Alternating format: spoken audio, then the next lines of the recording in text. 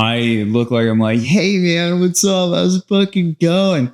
I'm insane. I feel like I need a massage and a fucking Adderall and a Klonopin, but this haircut makes you think that I'm like, yeah, dude, let's fucking drop in. Very like surfer like. I do surf, but I'm one of the surfers, I'm a different type. You know what I mean? Not all surfers are chill. A lot of us are douchebags.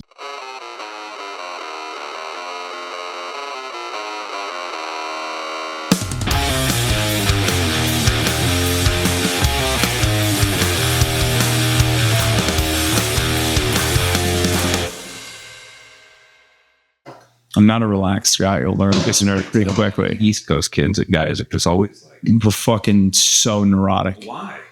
I don't know. We starting? Okay. Well, yeah. Now I have a marker, a spike in the audio, so I can do that. Spike in the audio, and then I love doing that. That's all right. So I'll tell you something, and this is a perfect fucking lead into what we're going to talk about. All right. You just said you East Coast kids are always neurotic, right? Yeah, you guys are like so on edge all the time. So this is the problem that I have. This is a huge problem with my life. Yeah. Is my haircut does not match my personality at all. Yeah. I look like I'm like, hey man, what's up? How's it fucking going? I'm insane. All right. I'm tense. I feel like I need a massage and a fucking Adderall and a Klonopin at the same time. Like, I feel like I need to just be like set fucking straight. Mm-hmm. So I feel like my haircut, when people meet me, makes people think that I'm going to be a totally different way than I actually am. Because I'm fucking like, I wouldn't say I'm uptight. I'm a good time. I like to get fucked up, have fun. Yeah. But this haircut makes you think that I'm like, yeah, dude, let's fucking drop in. Very like surfer like. I do surf, but I'm one of the surfers, I'm a different type. You know what I mean? I don't know. Not all surfers are chill. Oh yeah. Yeah. A lot of us are douchebags. We're I don't know. Yeah. I've always felt like I've always known like pretty chill surfers. I mean, I'm from Southern California. Yeah. So I grew up like Surf City, USA, Huntington Beach, like, so that's, Huntington, Newport, Laguna, San Diego. Those are just, surf spots. And it's just, I've never met uptight surfers, but I know you can surf on the East Coast. You can. Yeah. And I don't do a whole lot of it, but I'll tell you what though, the surfers, there are chill surfers for sure. But then I've always read these stories of like people that get like mad if you drop in on the same wave, or they go like this spot is only for the locals. And it's like, you hear about that, dude. Like Hawaii, you hear about the locals only thing. It's like a really Hawaii, I would understand. Cause like, if you're fucking from there and there's all these people that are staying at the Ritz-Carlton Maui trying to fucking get up in your spot, and you're like, I will beat the fuck out of you. Yeah. Yeah. Yeah. I don't know. I've never been surfing. Well, let's fix it. We'll take you for my pod. That'll be. Yeah. We should just go to the place up in Waco. Let's do it. Have you been there? Not yet. But there's time for everything. Yeah. All right, Joe. So look at your fucking hair, man. It looks so good. Your hair is what I want my hair to look like, but it doesn't look like that. Yeah, I'm just glad I have hair. So what do we do? Okay, so you sent me some photos. Yes, I did. Austin Butler, that was Bianca Parato's decision. I do not think I look like Austin Butler. You should everyone to know Heath Ledger photos. You're way closer to Heath Ledger than Austin Butler. Mm-hmm.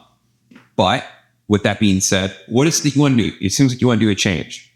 Yeah. So I've had this fucking long ass hair for about 10 years. And as you pointed out, when you made your thinning, when you pointed out to that I might be thinning up top, which is so scary. I have had this hair for fucking 10 years and it will not grow past this length. Yeah. Don't get any longer than this. It's really frustrating. Yeah. Because I want it to look like your hair. Mm-hmm.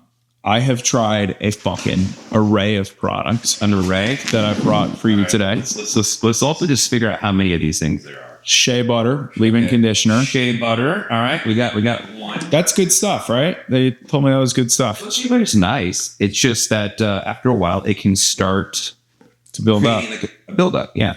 This is, I use a lot of black woman hair products. This is the Mala Minhavida leave-in condition. Okay. I've fucked around with this. It's a 10 leave-in. I've heard good stuff about that. Yeah, that's right? That's not bad? No, not bad at all.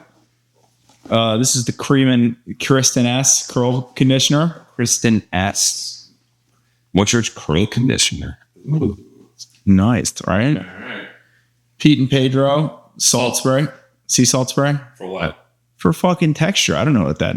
You don't need this. This will dry your hair out. Okay. More than likely, and it's cracked, by the way. Oh fuck! Yeah, something is spilling in the bag. That's what that is. Yeah. A more Kristen S leave-in condish. Okay. Sorry, it's all dirty now because of the spray. That's fine. Somebody told me to start using this. Olaplex? Yeah. It's not bad. I mean, I never really messed around with Olaplex. I don't really know a lot about it. But between the things like Olaplex and then there's like the other bond building one, which is like K18. Mm-hmm.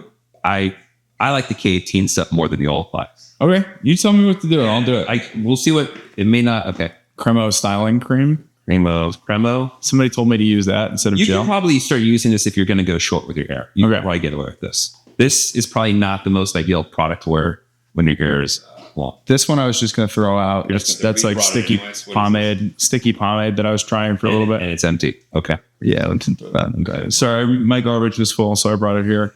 And then my mom got this Argan hair cream. Okay. This actually wouldn't be a bad one. Okay. Yeah. It's cream. Creams are getting good for no frizz. Where are we at? That's it. That's the whole. Okay, that's the whole shebang. 3, 4, 5, 6, 7. You have 10 things that you decided to bring over. Yeah. All right. Now, out of everything that you have, the ones that I think for sure you could keep using this one. Yes. So I would use that.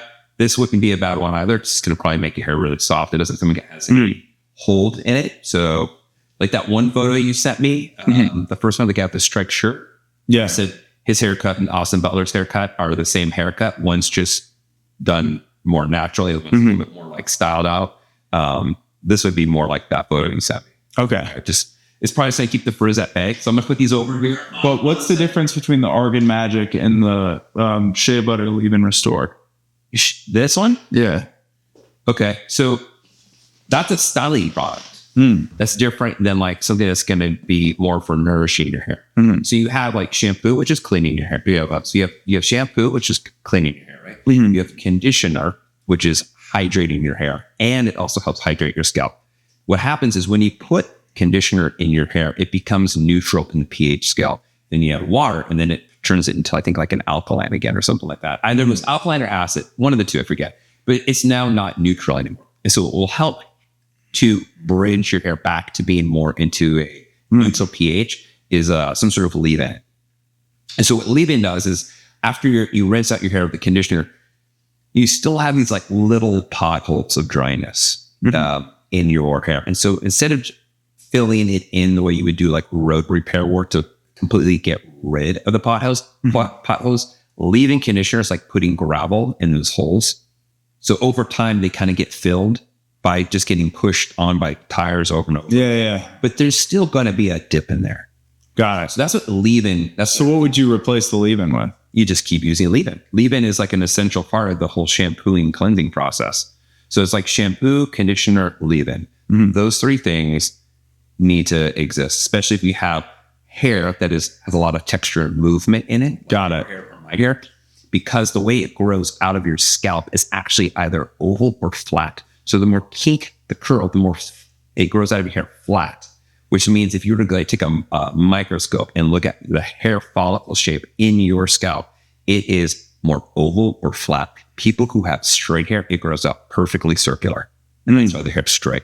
So those kinks and bends is because the cuticle shape is actually not perfectly circular. It's flat. Okay. Cool. So the thing is, because you and I have that hair type, it has this, it's just not perfectly smooth. So we have the same hair type. So that's great. This is good news. Yeah. This is, by the way, I'm sorry there's so much disgusting shit on all that. Dude, it's fine. The stuff in my bag, there was like dirt in there evidently, and my bag got wet. It's fine. It actually wasn't. You can still use this. I mean, I don't think there's anything wrong with using these jars of leave-in and stuff like that. I would just make sure that you're going to be using some. Bro, just throw it all in the bag. That's fine. So I think I'll be out of the way. But just chill out, dude. All right. Chill out. You're good. That's just nasty. Look out. But I think, dude, it's fine. Wow, I'm fucking insane. You're gonna learn this quickly. And this is why I hear spot up. It's got all this nasty shit on over your house. That is All right. cool. We're good. You better listen to that. I do think that That's a good pick right there. I think we should give this one a shot. You already have it, especially with what you want to do with your hair being a little bit shorter. Let's try this out. Okay, great. Let's use it. I was going to use one by Purology, but we could totally rock this one. Let's go. I'm going to put this over here where I'll need it. All right, so let's get down to business. Yes. So you're a funny man. I'm trying my best. So you do stand-up comedy, so you don't really have, you don't have to like look any particular way for anyone other than yourself. Exactly. So that's cool. That means you can do whatever you want for the most part, right? So what are you thinking of? Like, what's your goal other than like wanting to get this to be something different? Like if you have a goal like, hey, I want to look like very wild. I want to look edgy. I just want to look handsome on stage. When that spotlight hits me and my chiseled jaw that looks like I've been kneeling since birth, you know, do you want, I just want to look good, man. Yeah. So I'll show you some ideas that I have. Okay. Because this is it. I want to look good. Yeah. And this is sort of where I'm at. I think that the last haircut that I got, I brought in this photo for it. And they got pretty close, but we couldn't really get this. I couldn't never get the styling down. You know what I mean? yeah. So, all right. So we have a photo of Heath Ledger when his hair was a little. It doesn't have autofocus? No, I have it fixed. So you could just do this. And then I can just zoom in on it. Yeah. All right. So let's do that. I think that'd be nice. What about, I was thinking maybe a little bit shorter, honestly. That's fine. You can always take it shorter. So should we start there and then see how it goes? Yeah. And then, you think so? Yeah, but show me the other one. I want to see. Well, the other one was this Paul Newman photo that I say. I'm picking the most handsome guys of all time to try to look like. But yeah, Paul Newman. Yeah. I mean, Paul Newman's a hot dude. He's considered by many to be one of the most handsome guys of all time. Now, how much shorter is that than the other one? That's much shorter. Much shorter. Yeah. Yeah. You had Paul Newman and you had, who was the king of cool? What was his name? Fuck it. I want you guys to know that Bianca Parado picked this one. I do not think I look anything like this guy. Okay. They're just like throwing her under the bus. Yeah. That's great. No, but I don't want Bianca. It's nice that Bianca thinks that I can pull that off, but I want you all to know that I don't think I'm that fucking handsome. Here's the thing is, it's like I said, the Paul Newman haircut and the Austin Butler haircut are almost identical haircuts. Mm-hmm. With men's hair in particularly, it feels that like what really changes the haircut is how someone approaches the style, right? So it's like you could wear a suit, right? And then your buddy who's the same measurements as you could also have the same exact suit, right? But one of you is like, doesn't put the tie all the way, it doesn't button the collar, the shirts are wrinkled, you know, they're not tucked in, and one will look sloppy and the other one will look really put together. Yeah. That's what styling is. Got it. So styling is like, what is your vibe at that point, right? Because most haircuts for men are relatively follow the same format, usually a little longer on the top, a little shorter on the sides and the back. And there's different degrees of how clean do you want it around your ears and your neckline? Do you want it to be squared off on the back? Do you want it to look a little bit more natural? Do you want to have to come in and get a haircut every 2 or 3 weeks? That would be like if you're doing like a skin fade, you want to make sure that your skin's always showing. Those are the factors, but like everything you're showing me is a longer haircut, right? You could even say that haircut that Heath Ledger has that you showed me would be a more unstructured version of like what Matthew McConaughey has, or what like Cooper has had. And what you start finding out when you look at celebrities and they have a particular hair type, they all have like these archetype iconic silhouettes or shapes that just seem to work with the hair type. Yeah. And then the shape is just really changing to like compensate for the person's face shape. Got it. So what do you think would be a haircut that would fit my face? You think our first one is too short, maybe? Or the Paul Newman one? Yeah. I think it'd be cooler to maybe try the longer one. Not because I want to just have you always in long hair or anything like that. I just think there would be something really nice about it when you have a little bit more room to play with the styling. And I actually think what I would like to see from the Heath Ledger photo in your hair, the difference I would like to see is that I'd like to maybe make it a little bit cleaner around the edges in here, Okay. but not clean. Now, Yeah. you got a haircut today. Like you got your haircut like about 2 weeks ago, right? There's an actor, he actually rented my apartment from me back in the day in LA. And he had like a little, his hair was straight, but it had more of like a shaggier sort of shape. But you and him have, again, similar facial structures, an actor named Joey Kerr. Yeah. Super Troopers. And Oh, cool. yeah. It's, that's a whole nother funny story. I'll tell you later. But you could go and get away with something like that, where it's a little cleaner here on the sides. Like when I do this to your hair, like, I don't know if I want to see, you want to see no hair here? Or do you want to see like a little bit of hair here in the back? A little bit. I mean, I think seeing a little bit of hair in the back's the way to go. I think that's the way to go. All right, let's do it. Yeah. I'm into it. You're into it? Yeah. And then We can always go shorter if it's fucking. you can totally always go shorter. And I think towel drying your hair and then putting the product in, or putting it when it's wet, like using that Cremo hair, the styling cream, it's a cream, so it's not going to have like a high clay pulled. At least it doesn't feel like it's going to have a It's good.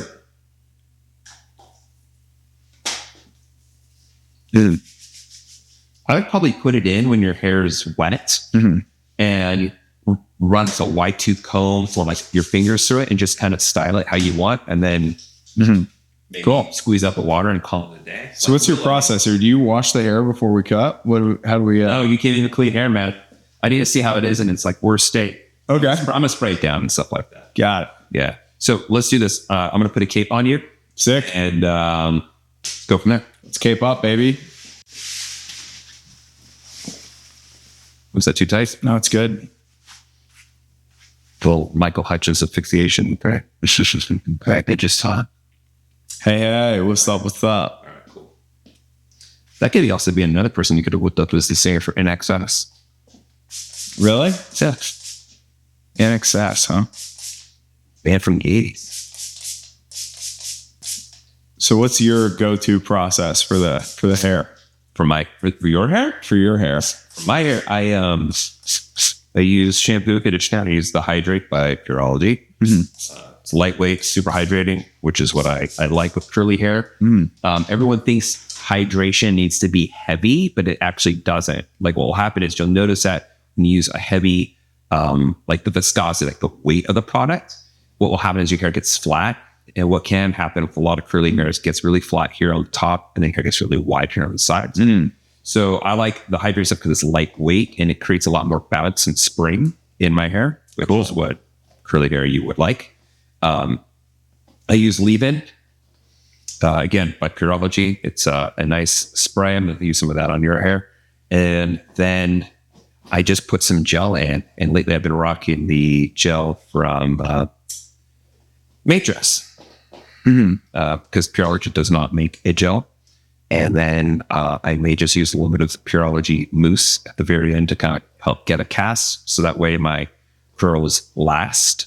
And then I'll just squeeze out the water. I use a brush by a company called Bennett's Curl. And it's a brush and it has like these little scalloped edges. And so what would happen is if this was the brush, you'd brush it and then you'd rotate it and it comes into these little... Yeah, I saw that. That's cool. Those individual pieces. It really saves a lot of time. I've now been able to, I can now get my whole style from like out of the shower to out the door just with my hair. It takes me no longer than like 10 minutes. So there's no blow dryer or anything for you? No, I normally don't. And if it's really cold outside, I'll run the diffusers to kind of take that drippiness out of the hair. But I usually just let it air dry. And I like that I've been able to get my hair to a point where I can just not have to use a diffuser or style it. I think most people don't want to do a lot with their hair. Most people, if you ask them, if you could just wake up and do the least amount to look the best, people would say, nobody wants to spend an hour doing their hair. No. So how long you been in Austin now? Spent about 3 years now. Yeah. It's been a good time, man. What brought you to Austin? I was going to move to New York for stand-up, and then I kind of realized that I would be in either I would pretty much have to continue to have a job the entire time that I was there. Okay. You know, because I figured like my cash burn rate in New York City would be at least 60 grand a year, right? And that's like The post-tax. are fucking so expensive. Yeah, 2-3 G's for rent. Dude, I get these. I don't know how my Instagram feed or like my Facebook feed is like, check out this apartments in Brooklyn, New York, in Bushwick, and all these places in New York. And it's like $4,500 for like 700 square feet. It's crazy. And they're like 3 bedroom, 2 bathroom, like 700 square feet. Like, how are you fitting 3 bedrooms in here? It's insane. It's wild. And then I just think of like, you know, our house is here. Like my house here is about like 2,600 square feet. I'm like, what would that cost to have this much square footage? 100%. And, you know, like in Austin, we act like this is where you live is walking to the end of the earth, but you're only 20 minutes from downtown. That's why I love the living out where I am. Yeah. It's like, I'm close. I'm a short Lyft Uber ride to downtown. Yeah. And 100%. and I hate parking in downtown because parking's expensive. Like you have to like either valet it or you have to do these stupid like, Yeah. I park under the bridge. yeah. And I just don't want to deal with any of that shit. And especially like the homeless people they get kind of aggressive. They do. Yeah. And I just don't want to deal with any of that. So I'd rather just drive down there in an Uber and then drive home. And I may have spent a little bit more than I would have if I just parked somewhere. But at least I don't have to worry about getting a DUI at the end of the night. Okay. Let me put a little bit of leave-in in your hair. Yeah. So I came down here for Halloween in 2021. Yeah. And I was like, okay, this is amazing. Like, this is really fucking fun. And, you know, it's a good party town, but the comedy scene's incredible too, right? I mean, do you feel that like in some ways Austin is eclipsing LA and New York Chicago for this throne of comedy? Because it used to be, Yeah. you want to be a stand-up comedian, you go to New York. And when you've kind of mastered that and perfected your skill, you move to LA to try to get your sitcom. I don't think will ever catch New York, to be honest. Really? Yeah. I think New York just has so many killers that aren't famous. You know what I mean? When My favorite's Doug David. Really? Like, he's one of my favorite comedians. No shit. Yeah. Yeah, because he used to do the Jay Davis shows out at the Laugh Factory when I lived in LA in like the early 2000s. This was before Daniel Tosh had a show. He had just released his CD for Comedy Central. And so he was opening up for Dane Cook for like $10 a night every Tuesday. Damn. Yeah. And that's when I got to see like Tom Papa back in like 2004, 2005. Yeah. That's when you got to see Daniel Tosh. And he was making jokes that would have gotten absolutely canceled today. Like, yeah. I still remember some of those jokes thinking, I can't believe you had the balls to say it. And Yeah. He's a fucking monster. Tosh is one of the most underrated. he's great. I mean, the special that got him Tosh.0. Yeah. I think that's like, for me, that might be my favorite special ever. You did? Me and my friends used to watch that all the time when we were fucking in high school. We would just cry laughing. Because I remember, like, you know, a lot of people have these origin stories with stand-up that they're like, oh yeah, dude, I was obsessed with it. Not me. I mean, like, I was obsessed with like fucking Jackass and Borat and MTV2 and, you know, whatever. Tom Green? Silly. I love Tom Green. Syphil and Ollie? I mean, whatever shit I could get my hands on, right? Did you ever watch Wonder Chosen? No, it's Oh, dude, you just got to look that up. I'm not going to try to explain it. Dude, this looks fucking sick. I love this. Is that my natural part right there? No, I'm separating your head from the top to the sides, and I'm using your actual shape of your skull. So, like, everyone's head is unique, right? But everyone has a parietal ridge. Everyone has an occipital bone. So, like, there's these bones on your head that help give me clues of where I need to start separating things. So, like, I'm going a little bit higher up because I want this hair to, like, lay naturally down here through the sides. So here's my question. Do you want me to just, like, whack this bottom part, or do you want to cut it yourself so that way you had a hand in if you don't like it? That's really funny. Really? Just cut it off myself? Just let it go. All right, let's do it. All right, these are really Let's sharp. go. You right-handed? Yeah. All right. Don't drop those. Those are like $3,200. Stop it. For real? Yeah. Holy fuck. Yeah. Here, just cut this. Go. Very good spot. No. Right there. Go. It's done. Whoa. Now you have an asymmetric haircut. There you go. Bro. So my mom used to cut my hair when I was little, and she did a really good job. But one time she cut my ear. Ooh. And it just, ears do not stop bleeding. No. It was crazy. Oh yeah. It just was like gushing. Ears are, I don't know why they bleed like A lot of little capillaries in there. yeah. And the thing is like it will gush and gush and gush and it will bleed. And then what will happen is you'll try to figure out where it was bleeding from and you can't find it. Most of the time. You're like, where did all this blood come from?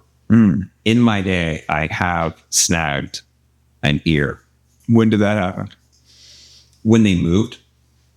Oh, no, really? Yeah. I would be cutting hair like scissor or comb, which is like a technique where you take the comb and right, and I'm like here, and they would, like, move. And so like I'm anticipating that person's not going to move, and then they move a hard left or right, and you just and then you're not even cutting, you're just like grazing. And next thing it's like it looks like a Sam Raimi like Evil Dead movie. Or it's like, yeah, because it's not like a grave injury, but it looks like one. You get it. It looks like you just. I think that's what scared me was I was a kid, right? Yeah, and my hair started bleeding like crazy, and so like when it's happening, you're like, oh fuck, dude, it looks like you're dying, but you're fine. But you're a kid, so you don't know that, you know. Yeah, I remember. I luckily had never gotten my ear clipped, but I know plenty of people who have. Oh man, do you remember where this happened? I'm like, nope.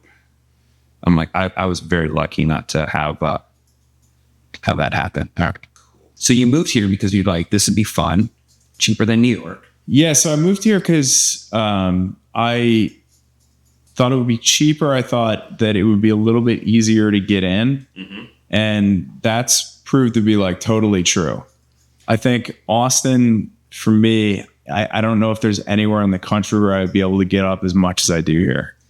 Do you think that's just because it's the comedy scene is just new and welcoming, and you haven't had like that old guard that's like established, like, hey, you're new here, you got to like earn your stripes before we can get, or is it more just accepting? I don't know. I think it's actually, there was a bit of an old guard when I got here. There was sort of this like old Austin group, I guess, that was not really psyched about the arrival of these new comedians, but the people that were psyched about it have really like thrived. You know, the people that were funny, that were like, oh fuck yeah, we got real opportunity here now.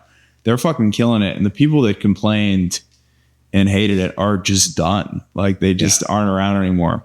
But I don't know. I don't know if we have like a guard class, but there's definitely a lot of people that were crushing it 3 years ago. And these are people that moved down here too. Are not crushing it anymore. Why do you think that is? Because there's funny motherfuckers moving here every week. You know? Funnier ones. Yeah, like there's just people that are better than you that are going to outwork and outperform you, and they're going to have better sets, and they're going to be, you know, better on stage, and there's fucking nothing you can do about it. You're just done. Yeah, I don't. I was tired. That looks really good, by the way. Well, we're getting the back. You haven't used to see where I'm going with this, but it's gonna look good. I'm working with your curl shape because I realized that your curl in the back is like, you have like two types of texture going on. Yeah, I have this insane. I can show you a picture that I thought was insane. It was like a video of me at Cap City, where one night I just did not like, I don't know what it was. I think I like scrunched my hair that night and tried to like lean into the curls, and I have like ramen hair. Yeah, it can happen, man. It could totally happen. What I'm working on is getting this nice, and my goal is, let's just give you a haircut that makes you look handsome. Handsome's always in style. Facts. And that was actually the key thing about, you know, those guys like Paul Newman and what was the guy? He was in Bullet. Steve McQueen. Those guys, they just had this confidence in what they wore, and they didn't wear anything more like wild. And then wild hair, they just wore stuff that complimented them. Yeah. It just looks good. Yeah, it's gonna be good. Like have it like so. I'll see how that little flipping through here. Love that. Yeah, it's just kicking out just enough where it's not gonna be. Yeah, I haven't really had like a short haircut in a while. I'll tell you what happened. My senior year of college, Yeah. I went to my cousin's wedding, and I was like, I had decently long hair at the time, like probably like down to the shoulder, kind of like what I got going on right now. And I go, dude, I gotta fix this before this wedding, right? I went to this hairstylist, and I walked in, she's like, oh, I love to do like transformations. I'm like, not really what I want. She talked me into this like super short haircut. She fucked it up so bad. She gave me like a skin fade, and I was so pissed, but I walked out of there being like, I love it. And then I went home and like almost cried, you know, it was so bad. But after then I was like, dude, I'm just keeping it long, you know? Yeah. And so I've never really like experimented with kind of short, but this is probably the shortest I'm going to have had it in a while. Right. Yeah. That's cool. It just kind of touches your ears. Something like move around. I love it, man. It's still good, dude. It's gonna be really easy to maintain too, which is like I love that. key thing. Low maintenance, man. Low maintenance. So how long have you been doing stand up? So it's been 8 years now. It'll be 8 years in March. And you went to college. So Yeah. did your college experience help you with your comedy at all? So I just kept this is the thing that I'm trying to work on just in life in general, which, I mean, you could probably tell this by like just watching me try to get ready here, but I have like really fucking bad ADHD. You just need to increase your coffee consumption. Yeah, I know. I saw you drinking some earlier. I was like, ooh, I want another one. That would have been up to, I've had now 12 shots of espresso. Whoa, really? Yeah. I'll probably end up the day around like 20. So that's why I'm not on Adderall. Because I just drink coffee. Yeah, I fucking love Adderall, dude. I've never done Adderall. Everyone told me not to because they said I would probably enjoy it too much. Yeah, but wait. So let me tell you this. This is the rundown of what happened. Yeah. So freshman year, I go to this business school called Begley University in Boston, in Waltham, which is like 20 minutes outside of Boston. And I get there, and I'm just like, I had a good time, but I kind of didn't like being in a school that was all business students, right? Like I wanted a little bit more fun. Fun and like, you know, diversity is the wrong word, but like just diversity of like opinion and personality types. There's a bunch of like a lot of dudes that were really similar, right? You just wanted more variety. Yeah, more variety. And it was also like, you know, mostly guys, which was not great. So I transferred to UVM. I became a business and economics and Chinese double major. Yeah. And I lived in China for a year. That was fucking awesome. But then I read the Steve Jobs book my senior year. I was like, I want to learn to code. So I went to coding boot camp, started working for all these companies, ended up getting a job at Apple, started working for Walmart. Things went really good. But then like, I just, over the course of the last, around like the pandemic, once I moved back to Austin, I completely lost the ability to focus on my job. I could not fucking lock in the way that I was locking in before, you know? I would be focused on the gig that night rather than the task at hand. And I was working for these startups, and there's like, you know, periods where they expect you to lock in at night. You know, they want you around and on call until 7 or 8 p.m. And you're like, dude, I can't do this, you know? And they're checking to see if you're on their Slack and shit like that too. Yeah, they have these like productivity monitors that are crazy. They're trying to get you to do your fucking job, which is not unreasonable, but it's just, it's unreasonable when they try to convince you they're fun. So I got fired in 2023. Yeah. And just decided that now's the time to either go for it. Cause I realized that I thought I had a job where I could do both. I think tech for me during the pre-pandemic was a job where you could do both. Yeah. Because it wasn't that demanding. You could work 30 hours a week and bill 40 and then go in and fucking go to work and then start doing stand up when you left. But then it turned into a thing where it was like, yeah, it was 45 hours every week, you know? And that's just not conducive to also working from home, I think is really bad for stand-up comedy. Why? lack of interactions, lack of socialization. It's really hard to be on a computer writing code all day. And then all of a sudden it's like 7 p.m. and you got to go fucking hang out with some of the funniest people in the country. And you've been on your laptop all day. And they're like fresh, energized. They've been dicking around with their friends for hours. You know what I mean? They've been at the lake, going for walks, getting coffees, going out to lunch with their friends, and you're coming in fucking stale. You're done. Yeah. So you lived in China too. So do you speak what, Mandarin? Yeah, I speak a little Mandarin. Is that so? That explains the stand-up bit of you. Yeah, that's the speaking Chinese bit. That's where that came from. And I was saying, I'm like, he either learned that phrase for the joke, or he actually knows enough Mandarin. Yeah, I actually learned Chinese, which was crazy. It's one of the hardest languages to learn, apparently. Yeah, I mean, I think it's so difficult that majoring in it was almost a waste of time. Really? Yeah, because this is the problem. Like, you get a lot of opportunity in the United States to really practice your Spanish, right? I don't speak Spanish, so no. The extent of me like learning Spanish is like me trying to order from the menu at the Mexican. Yeah. Like El Pollo. Los Pollos Hermanos, baby. Whatever, dude. I got a better chance of learning German when I was younger. This is really short. I like it. Good. Cool. Yeah. Oh my God. How many inches long is it out on the side? Like 3, 4? Yeah, it's a little longer in the front, but like we're doing like a little bit of a reverse mullet.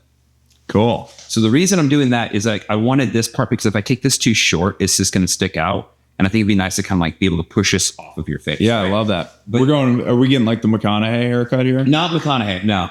But but his hair is really long here in the back too. Mm-hmm. What I want to do is I also want to be like, hey, if you push this back and it like it'll tuck behind your ears really nicely, so you don't have like this exposure of like the skin.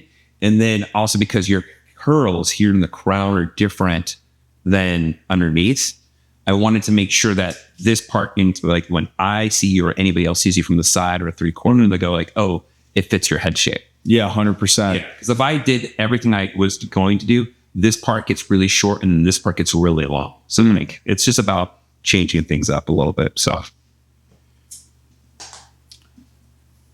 yeah, dude. Yeah, so the Chinese thing is it's so fucking hard to learn, man, that it feels like you can never master it unless you're living there all the time, right? Isn't that like the case though? Like they talk about like complete immersion into a culture is like the only way to really learn a language. Yes, I would agree with that completely. Because we were over there with the Middlebury kids, right? And Middlebury, so there's a college in Vermont called Middlebury, and we lived in the same building as them. And their program is you are not allowed to speak any English when you're there, and you get in trouble if you do. Wow. So they do like a forced immersion, and I was like, one of my buddies, you know, I'm in class, right? Yeah. I'm doing good in the program, but my friend gets a little Chinese girlfriend, right? He starts dating this girl from China. He's fucking hanging out with this girl, fucking her every day. And he starts just blowing me out in terms of like conversational ability. He's just better. So you got a Chinese girlfriend? So I tried, man. No, I couldn't get it done. No? It's really hard to meet Chinese girls when you're over there. You'd be surprised. I've never been to Asia, so I don't know what it's like. So in China, the one child, you know, people my age are products of the one child policy. Yeah. So in that era, you would go get an ultrasound, and if you found out you were going to have a girl, you'd fucking abort it.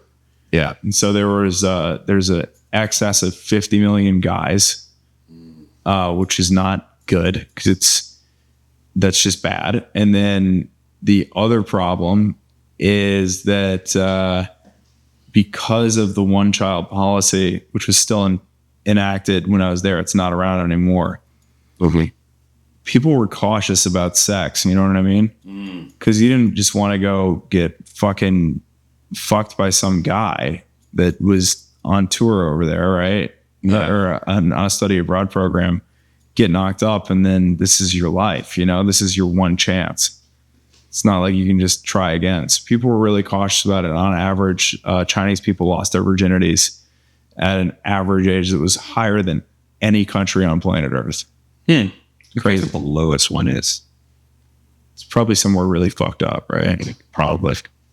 I don't know. And now I see these are statistics and things like, Well, this was really cool, but is it? Hey, you just ruined my whole part. oh, I'm sorry. I can't help it. I want to touch it. I know. But these are like statistics I never even would have even thought about, you know? It's like when somebody tells you like a random statistic about like a part of the world or a region and go, what? Yeah. Like, I would have never even thought to even look that up. But if it pertains to what you are doing, then you know those things. Mm-hmm. So you're in China, you're trying to get a Chinese girlfriend. It's not happening. Yeah. Xi Jinping says, no, not that dude. And how long were you in China again? So I was in China for 8 months in 2013. So that was actually the first year of the Xi Jinping regime. So this is what's nuts about it is when I was there was like a vibrant expat culture, right? So that's kind of where the fun is like, we're living in this land where at the time, like it felt like free, man, you know, like it felt really free. Like you could shotgun a beer on the back of a moped riding past a cop and nothing would happen, you know, like you couldn't get in trouble. And I was like, this is fucking amazing. This is such a cool place to live. But then you started to see sort of the cracks in the pavement that were going down. There was a buddy of mine who was a Fulbright scholar from Yale. He was looking into the downstream effects of the Three Gorges Dam. Oh, yeah. And basically, he went to a protest, and the Chinese government like triangulated his phone and figured out that he was at the protest covering it. Mm-hmm. And so the government like sat him down and was like, "Hey, you were here at this thing," and he was like, "Oh, I was just I wasn't protesting, you know, I was covering it." And they go, "Yeah, not going to happen." So I forget what happened, but he got in trouble again. And I saw him and he's like, yeah, dude, I'm getting fucking deported. And I really couldn't believe it. It was fucking crazy. That's, wow, this looks so much better already. Yeah. Well, just wait till it fucking dries though. When it dries, it looks so shitty every time. Yeah. We got that. We got not today. Nah, I didn't know exactly where I'm going with this. Yeah, so that's the effects of living in a totalitarian regime, right? But I just remember, like in 2019,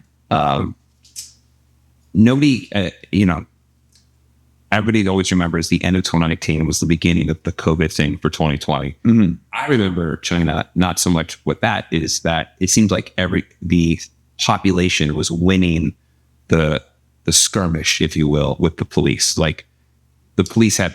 Yeah, so the Hong Kong thing, it was insane. Yeah, it was insane because I had a client and she was a pilot and her flight path was LAX to Hong Kong. Mm-hmm. And I just kept asking her about that. I go, hey, are you guys safe? What's it like? And they said, and I said, hey, what about this virus? And she's like, oh, nobody's worried about that. She goes, they're more worried about our safety with these riots. And then it was just like, that was in December of 2019. Yeah, because that one was completely squashed by the government. I mean, they were going, look, like, dude, you guys are. I mean, bro, the thing was Hong Kong. I forget what it was, but it was something after like World War II where they were. They said they were the only country on earth that had two governments. So they had the Hong Kong government and they had the Chinese government as their rulers, but China came in and was like, fuck that, dude, we're taking over. Yeah. And it was really fucked up because I think a Commonwealth of the British Empire, I believe. Yeah, one of the things that really pissed me off was like during the pandemic, during the, you know, TikTok boom, these people got this idea that they were like, oh, like the United States government is just as bad as the Chinese. And you're like, anytime I heard that, I would just get rip shit fucking angry. Because you had been over seeing it with your own eyes. Yeah. And it's like, I don't know. I saw this person post the other day. They were like, yeah, fucking, they legit said this. They go, like TikTok, it sucks that we're losing it because it was one of the only like left-leaning social media sites. And it's like, you realize like it's a foreign government that is an enemy of the state that was disappearing people that were disagreeing with them. Like if you disagreed with the federal government, you would just get you would disappear off the planet. All the people that were doing the fighting in Hong Kong would just be gone. Yeah. You wouldn't know where they were. And it's like, I'm not going to argue with you that like the United States government hasn't been like meddling and shit and fucking with other countries, but it's not even close in the downstream effects from this stuff. Yeah. So, wow, this looks fucking cool. Yeah. It's one of those things where like, I think we get, if you don't travel outside of your area, and if you don't have friends from different parts of the world, you don't really have the most perspective to really like, I feel, form opinions on what we're doing. Like, I have friends that grew up in Russia. I have friends that grew up under a communist rule, right? And they will tell you a very different story about what communism is like growing up in it versus what we read about and what people will say the benefits of communism and lots of socialism is. And I always tell everybody, I'm like, you know what? Like, if you feel that way, that's fine.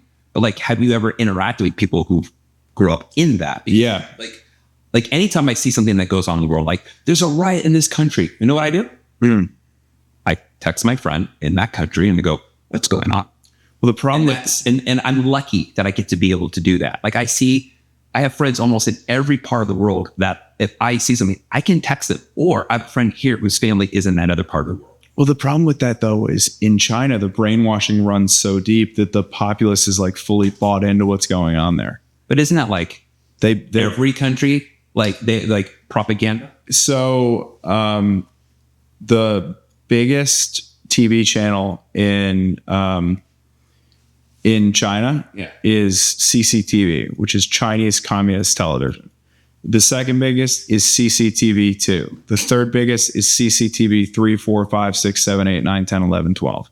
So there's no like independent media over there. It's 100% state-owned, controlled. So you want to talk about like a country where there's a fucking deep state. That's it.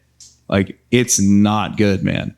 So I don't know. I'm not like an expert in foreign fucking relations, and I don't claim to be, but I mean, a buddy of mine's got this girlfriend that's from fucking China, right? And you talk to her about Tibet and you talk to her about Hong Kong, and she's like, no, they had it coming. Like, it's like the right. They had it coming. She's like, it's the rightful, we're the rightful owners of it. You're like, man, dude, this looks fucking great. Holy shit. So your hair is kind of dry. It's already dry. So if you just like woke up and you just put your hands through your hair, this isn't be the worst it's going to look. Dude, so this is fucking short, but I like it. Man, this is crazy. I've never had my hair this short. It's been 10 years since my hair was this fucking short. But it's what I wanted. So let's do it. Let's see what we can do. It is kind of like a reverse mullet. Just a little longer in the front. And I feel like the back grows really fast in my hair anyway. So I like that we got like a little tail going right there. You know? It looks cool. All right, cool. Hang on real quick. I'll be right back. I'm into it, man. This is, wow.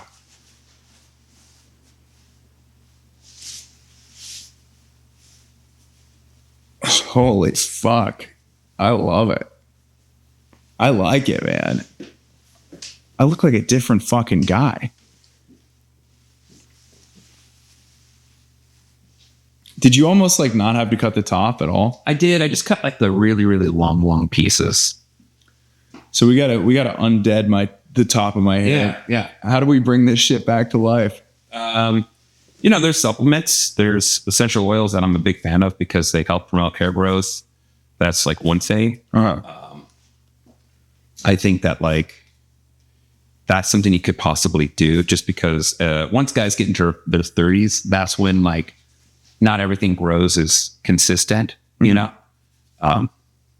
Do you have, are you doing any stand up tonight? I am, yeah. Dude, no one's going to recognize you. 6 p.m. 6 p.m. 6 p.m., baby. So I just sprayed a little bit of more leave-in because leave-in, it's not going to hurt your hair. And you could definitely benefit from it. It just makes your hair softer. Yeah. The other thing is, you said that your hair would always sort of like break right through the top. And that's why you would have these really long pieces. So it's a huge issue. Because I'll tell you what was going on before. So I used to highlight the fuck out of my hair. Yeah. One time I used to highlight it, and I thought that was the source of the breakage. Yeah. But then I let the highlight grow all the way out and then cut everything that was highlighted out. Mm-hmm. And it Still doing it. still did it. Yeah. So your hair could just be like more fragile and weak in that area. How dare you, bro? The top. Yeah. You're just a fragile, weak man. Kidding, dude. I love it. It looks good. Here's what I'm gonna do. This is I want amazing. you to touch your hair because I want you to know how much water I have in there. Mhm. Okay. I am going to use what you have Okay. because I figure like I could use something I have, and then you're like, well, that's great. Now I got to buy, Yeah. I'll buy them the leave-in conditioner for sure. and for sure. Yeah. So I'm just going to use about that much. Okay. So when you're putting the pot in, totally rub it through your hands like completely. That's so much. Is that Not rear. really? We're going to start in the back. And your hair is more, the more water that you have in your hair, the more you're going to dilate that hold. Wait, say that again? The more water you have in your hair when you're putting this product, it's going to dilute the hold. Really? Yeah, think about it. You have something like really salty or really sweet, and you add water, it makes it less salty, less sweet, right? Mm-hmm. Same thing, whole factor. Dude, I'm so glad I came to you. And then I'm going to do this real quick. I'm just going to brush it through, which looks not cool, unless you're going for that whole Wall Street look, you know? Yeah. But the reason Gordon Gecko, baby. money never sleeps, buddy, is, and then I'm just going to take like a wide tooth comb, and I'm just going to, Should I get a brush? brushes are great. I know that sounds insane to not have one, but I just switched to a comb because somebody told me that. You can do a comb, you can do brushes. I'm just saying, like, I'm just playing around with a wide tooth comb because you don't get those little, sort of like grain of like where your hair looks like a gel record player, Yeah. like vinyl and all that. Uh-huh. Really a handsome patient.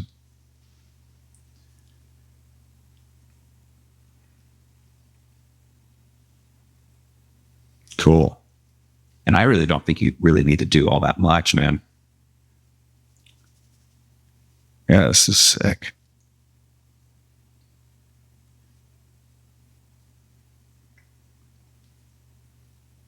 So you saw how I made it like really constructed, and I just like moved the fingers around. Yeah, just moving around a little bit. Yeah, just to kind of get like some pieces to kind of kick out. So that way it's not like right here. I'm not enjoying this yellowness. So I'm just kind of, Just mess it up a little bit. yeah.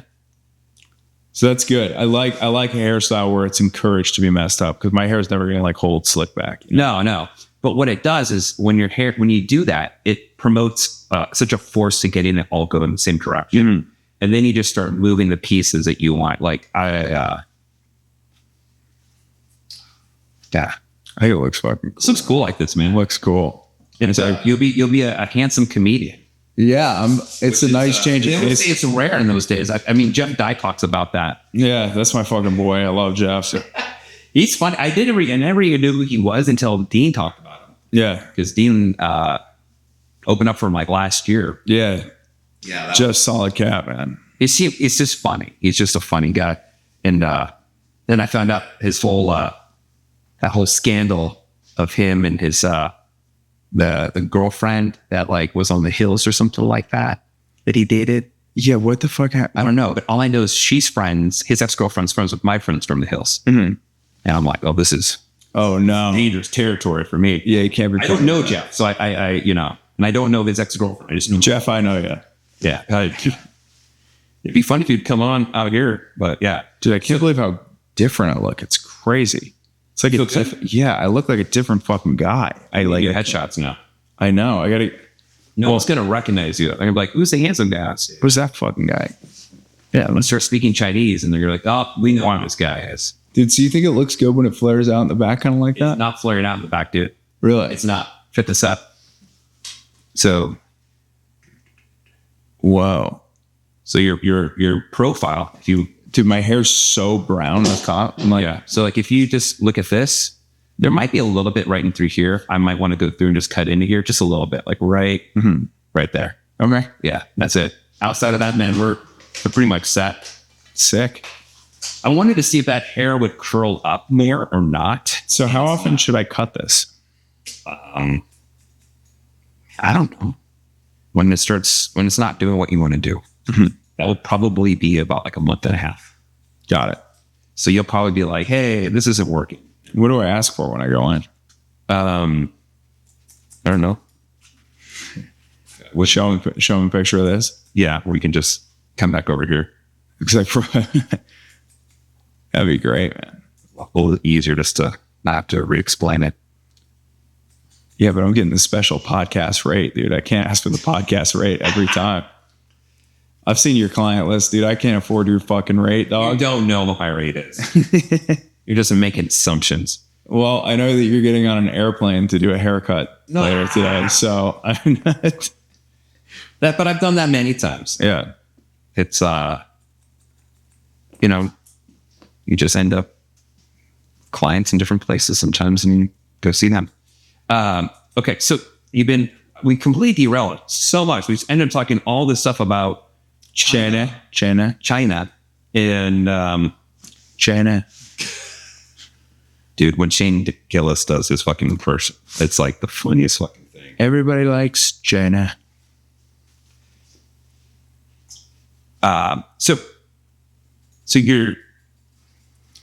what's the goal of doing stand-up right now? Like, is it just to get like a Netflix special? Is it to do? So that's a good question. Tower thing, because now that the kid was at the is it Toronto comedy special or thing? Yeah, it's gone. It's gone, right? So like, It sucks that Just for Laughs is gone because I'm like I live just south of there, you know. Yeah, and then you still have like the Edinburgh comedy. Yeah, so that's like another big one. I'll tell you what, I really, really want to just make an income that is able to pay all my bills. That's goal one. So I'm like, I feel like doing that, the steps to like earning like a 6-figure income and stand up also would like inevitably check the boxes that I want to check as well. Okay. Because a lot of people are like, oh, it's not about the money, man. And you're like, but if you followed the money, and it's like, I'm sure like a lot of the things just come with it, right? Like you're cutting hair, you're getting into this, right? Yeah. And it was like, I'm sure a lot of people were like, just do what you love. But then like inevitably, like you getting more successful at this aligned with some of the things that you wanted to do. It's the reason you have like a photo with Brandon Flowers behind you, right? Right. So I never consciously built like a roadmap. Plan like, I have to do these things. As stupid as it sounds, I kept telling everybody my hero, my role model was always Peter Pan, which if it's not fun, I'm not doing it. Yeah. So if it wasn't fun, if it didn't seem fun, either I could make money or not make money. I definitely passed up a lot of opportunities where I would have had no fun and made a lot more money. Yes. But I chose the path of fun. Got it. Every single time. And somehow those choices led me, like I would take gigs where it didn't pay much, but I just was like, oh, that's fun. I want to be a part of that. Right. Yeah. And because I was a part of that, even though I didn't get paid on something, or I didn't get paid like what I should have maybe charged, right? Because they didn't have the budget to have me, but I knew the people involved. So, but I wanted to be a part of that. So I just knew, I felt like somehow instinctively, like in my gut, like if I'm not a part of this, this is going to be a bad thing. I'd rather make less money and be a part of this one thing because I feel it's going to be a better stepping stone to more fun things that will have the bigger budget, right? So yeah. There's a little strategy in there, right? But not like a lot. Like there's no way of knowing. It'd be like you and I playing poker and I think I have a better hand than you. It's just gut at that point. Yeah. And that's what happened. I just somehow made the right choices to choose to do those things. And some of the people you meet, like I met like 15, 18, 20 years ago were really not really doing anything. And now they're massive. Yeah. And but like, there's no way of predicting that. So I think so actually. So for me, it's like, it's a total, by the way, can I tell you one before you do that? Yeah. I have not had my hair cut short in so long that I've been like, I remember what this feels like. I love this fucking feeling. I haven't had this feeling in 10 years. Okay. Bro. Is that not one of the best feelings? The shave in the back of the neck? Yeah, it's one of my favorite. Even though my hair is long, I still do this. Because I just don't want it to be all, teen wolf here back. Well, I think like wanting to have like a stable income of doing something you love is not being greedy. And I don't think it's following the money. Yeah. I don't think it's selfish or shallow to want that. At the end of the day, everyone wants to be happy doing something that brings them joy, because the days that maybe you're not doing stand-up or you have like a shitty, set, right? That everything goes wrong. At the end of the day, you're still doing what you love on your terms. And I think that is something to be said. Like that is equal to making a lot of money. It isn't going like, look, at the end of the day, I've been able to do what? Like at the end of the day, I literally am getting paid to play with hair and talk to people. Yeah. That's what I'm cool as fuck, it's like, right? It's like the dumbest thing to think about. Like you are making money by going on stage and bringing people. Telling whatever the fuck I want to talk about. You're bringing laughter to that. Yeah. Because most people don't have laughter in their lives. That's true. I hope most people have laughter in their lives. I hope that's untrue. Is Maggie. Really? I think people are like, I think that's the reason why people are like always escaping on social media. Mm-hmm. They either want to learn or they want to laugh. Yeah. Two things that people want to do, I think, right now. They want to learn or they want to laugh. Or they That's want to true. laugh and learn at the same time. I mean, It's a good point. That was like Bill Nye. You learn and you laugh. I fucking love Bill Nye, dog. He's just not a real science guy. Have you heard about that? What do you mean? Oh, look into it. It's like a whole scam. He's Bill Nye, the science guy, is not even like a science guy. I think he's like an architect No way. or something stupid. Like he's not really a science guy. Bill Nye, the architect? That Or doesn't, like he's like an engineer. that doesn't roll off the tongue as well. No, I'm getting it mixed up. So someone's gonna say it's slanderous, but I just know he's not like an actual traditional lab white coat scientist. He's Wow. yeah. It's like God damn, dude. yeah. So we're set, dude. We're slandering Bill Nye now? I'm okay with that. Dude, I love it. Okay, sweet. This is like, I like it because one of the things that was really frustrating about my old hair Yeah. was it was the shit up top wouldn't grow fast enough, right? Yeah. So what would happen was like I was spending so much time just fighting the inevitable just nature of my hair. Yeah. And so it goes up top, it goes, and I'm like, all right, I got to get it back. But now if it goes like this and goes up, it's not that big a deal because it's part of the styling, Yeah. you know? Yeah. And the balance is really good with your shape of your face. Nice, man. But think about it, like it's not big here. It's nice here, right? So you figure that height is right here and it's almost equal to your forehead. That's actually like a weird ratio. Wait, really? Yeah. Wait, explain that. Every time you look at photos, most times from like the lowest point to the brow, which is like right around here, that's almost always equal. Really? Almost all the ways. Yeah. Like you could actually have your hair a little bit bigger and it just creates a balance. Really? Yeah. If you look at all these photos of, And that's why Kramer looks so funny. Is because that balance is not right. It's 2-to-1. It's too big. It's too big. But Yeah. but who's David Beckham? Like when he was wearing his hair like with that like big pompadour, it was almost identically like equal to his forehead.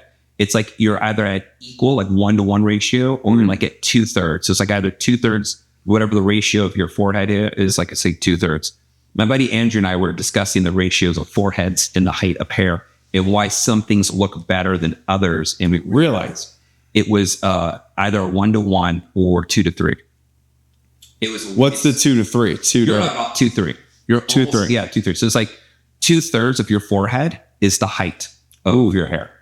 Okay, and what about for the sides? It's just You just want to push this in. you want to stay it tight no matter what. Super tight. You don't want it to be like this.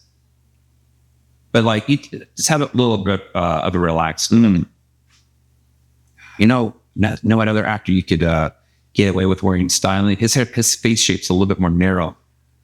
But he was the blonde actor in The Devil Wears Prada that like sleeps with Anne Hathaway. I have never seen that movie. He was just I just watched this movie from like early 2012, I think, or 2011, like called Margin Call with like Steve Tucci. Yeah, that movie's great. The blonde guy who like who's just under Jeremy Irons and the corporate ladder. you and him have very similar. Really? Yeah, you guys don't look the same. But what I mean is like there's something about like the spacing and the width of someone's face and like the layout is how I look at it. So like I will like when I said Heath Ledger, it's like you and Heath Ledger look more doppelganger. Yeah. This other guy, you also have similar facial structure and features where you could also rip off anything he does. Really? Yeah. Dude, I feel like I'll take it. But I feel like, dude, I'm like, I realized my hair was just so fucked up and big. Yeah. That it was like almost no one ever looked at my fucking face. Because I would always catch people when I was talking to them going like this, and they'd like start looking at my like this. You know? They would always look me in the eye for 2 seconds and then look at the top of my head because it was so fucked up. I looked like a goddamn cockatoo all the time, dude. It's fucking disaster. Yeah. Cockatoo, Kramer with like surf bro energy. Yeah. I mean, if we just styled your hair a little bit differently, you would have been like a blonde Dean Stanfield. Oh no. I'm out of here, man. I'm out of here. That's it, we're done? Yeah, we're fucking done. All right. No, I'm kidding. But Dean is the man. I live with Dean Stanfield. We started a life together, so it's good. Yeah. I think this looks outstanding. So the process is very simple. Do I shampoo every day or every other day? What are we doing? Do like every third day. Every third day. Okay. Shampoo like every third day. If you're doing a lot of like activities where you're sweating, then I work out every single day. So maybe do like every other day. Okay, sick. But I kind of like the salt getting in there too, so I'm not opposed to every third day. The thing is, you need to clean your scalp so your scalp can breathe. So you want to get the oil off of your scalp.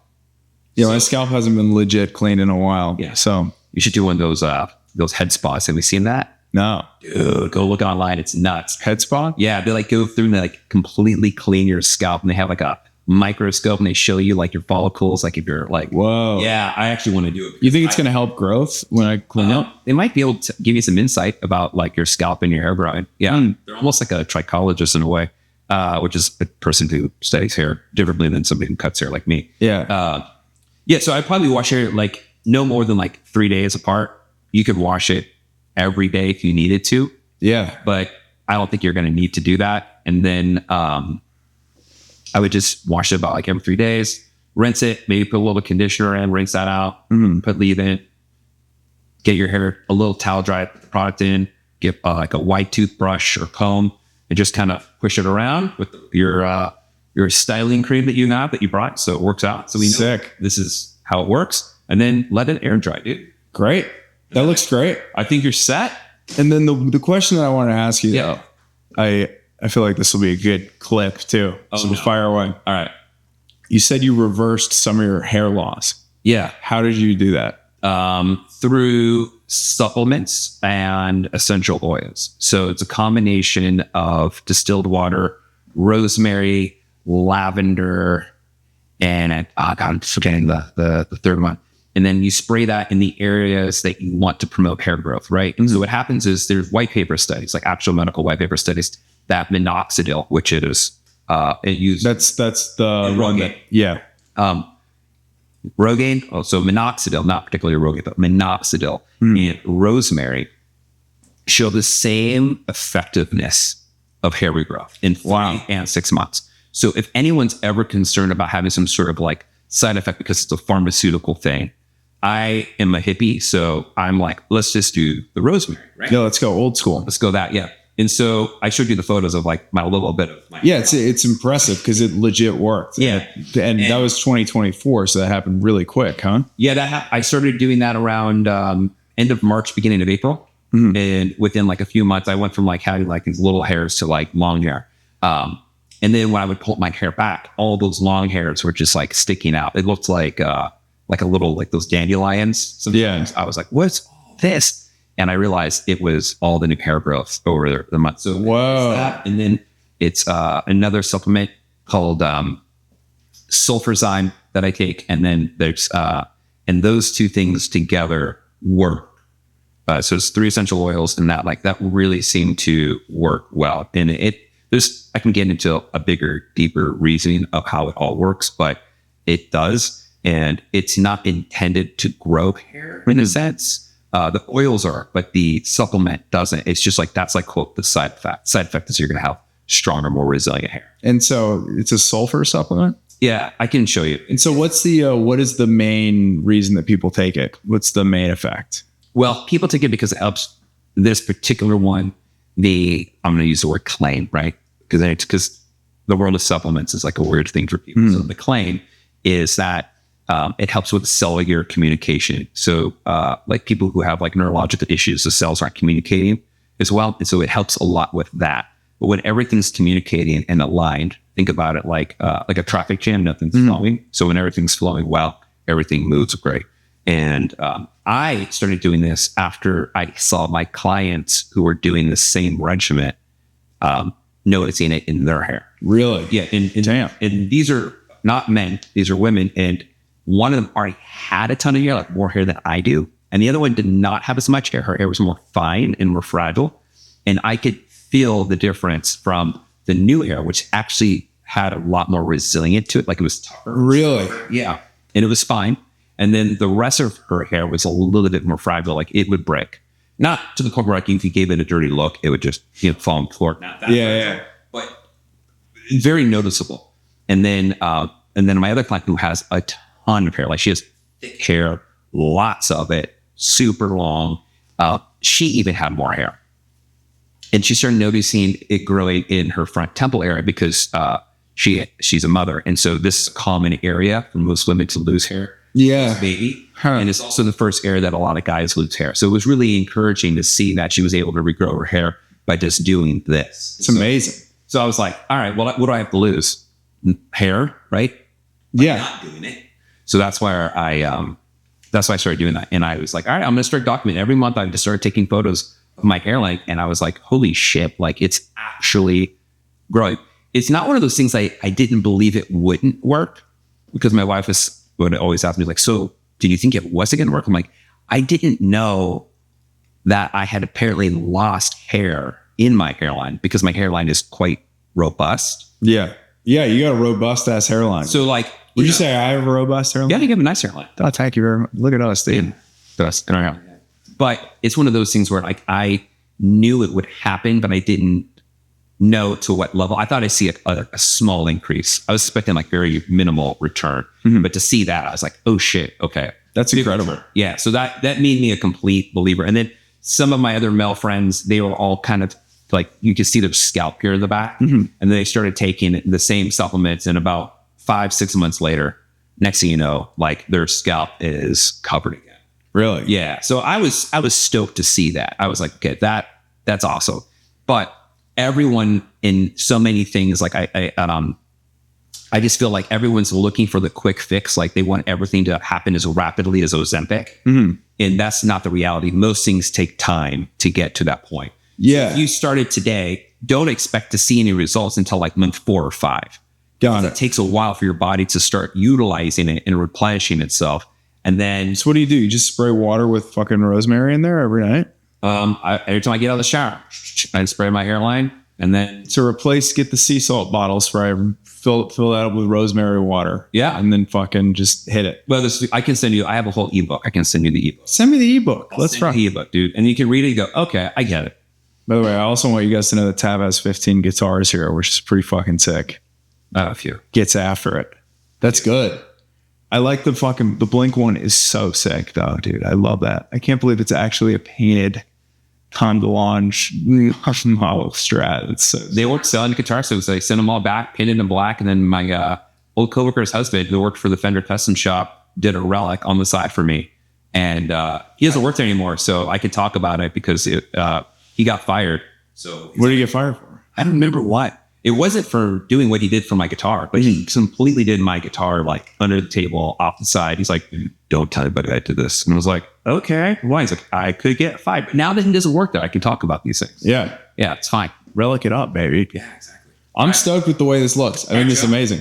Cool. We good? Yeah, I think so. So any last tips on how to Don't touch it. I will touch it. I'm saying, the more you touch it, it's going to get frizzier. It's going to get bigger. You're going to create like a bigger mess. And are there any other cool styles to do with this hair, or is this the go-to? I think anytime you've done a big change, learn to figure out the one. And then when you feel like you've got that down, then we could figure out the second one. Here's the other thing. 2 months from now, let's just say you may be like, you know what? I actually like it longer now. Yeah. You don't know. Yeah, you don't know. Like, if you're starting a haircut from a point that you didn't like, if you didn't like your short haircut, you're not going to like what it's going to turn into. But if you like something that yeah, I like this a lot. And I'm not like just saying this because I'm on camera. I mean, I think it looks fucking really cool. And I feel like people are going to know what I fucking look like now. Yeah, it's cool. Yeah. So like, see how this is, rock it. And then in like 8 weeks, you're going to be like, all right, this is what I like. This is what worked. This is what it's working now. Here's what doesn't work. And then you're able to figure out, like, do you want to do the same thing again? Do you want to do something a little different? How is it easy? Come see Tab Salsman in 8 weeks. Yeah, pretty much. So is Tab a nickname or is that? That's my birth name. No shit. Yeah. How many Americans have the name Tab Salsman? My dad and my son. So I'm a junior. My son's a third. There's an actor in the 50s who my dad took the name from. My dad was born in 56 as a guy named Tab Hunter. He was like the original Rock Hudson, right? So like he was like in the closet in the 50s. Really? Yeah. But he was this like blonde, blue-eyed actor. My grandma thought he was like this handsome guy. And my dad was like, you know, blonde, blue-eyed little boy. I am too, right? When I was younger. And so she thought the name was cool to do that. So my dad got that name. Funny enough, years later, I had a client whose friend was friends with Tab Hunter. Really? Before he died. And so there's a photo somewhere in my attic that says from one tab to another. Whoa. Yeah. So I have that's fucking wild. Of Tab Hunter that was given to me before he died. He was an old guy. I was always hoping I'd be able to like run into and meet him, you know? Yeah. But my client was having lunch with his friend and he said, oh yeah, my hairdresser Tab. He goes, wait, your hairdresser name's Tab. He goes, I'm friends with Tab Hunter. Does he know there's an actor named Tab Hunter? He goes, yeah, his dad was named after Tab Hunter. But this Tab Hunter's dead now? He's not around? His dad died. Yeah. It's too bad. And so there's like 3 generations of Tab. But there's also that blues player from like from Louisiana, I think. Tab Benoit. He's a blues player. Really good blues player. I would love to meet him just to like selfishly meet another Tab who I'm not related to. Yeah. But also have him on the podcast to cut his hair because he has hair. I can't have bald people. And he's a blues player. I love guitar. So it'd just be a fun thing to like talk to Tab Benoit about fucking blues guitar playing. Well, maybe for the next pod, we'll just play guitar, talk hair. We'll go backwards. I have a planned thing for that. I was like, man, if I ever got somebody like Billy Corgan and be like, I can't cut your hair, but we can jam for an hour. So, all right, man. It looks amazing. Thank you. Later. Adios. Bye.